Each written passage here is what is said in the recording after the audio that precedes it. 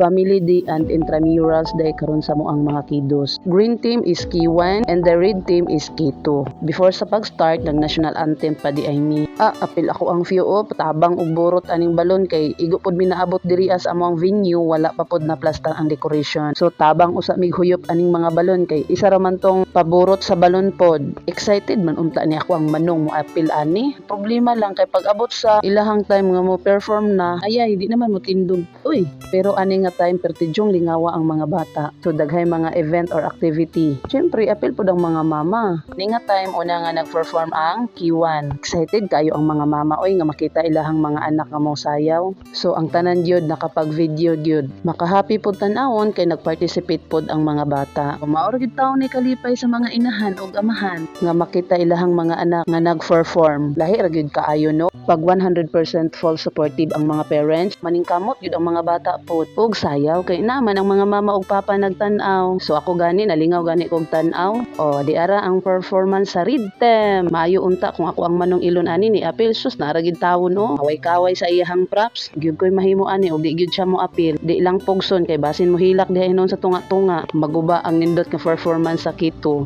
Ani nga time nagplay na games di ay mi. Full supportive kaayo ang mga nanay mag-assist sa ilahang mga bata oy. Syempre gusto gud pod nila mag-win. Winner ang mga bata kay makahappy pod baya kung naay daog ang mga bata. Matik singgit ang mga mama oy. Dili lang pod mga bata ang nag-apil sa dula ha, apil pod ang mga mama. Imagine ako ni batang 80s and 90s gid ni nga mga mama ba for sure. O tan-awa ang mga panagwayan 30 na kapin pero murag 18 pa ang mga nawong. Ay sana all. Dili lang kay mga bata nalingaw apil gyud pod ang mga mama. After sa bato-bato pick, ano pod ang gidula sa mga mama kaning murag teleskopyo. Syempre apil pod ang mga amahan. O wala ko ka video ani nga time kay ni apil pod di ay ko.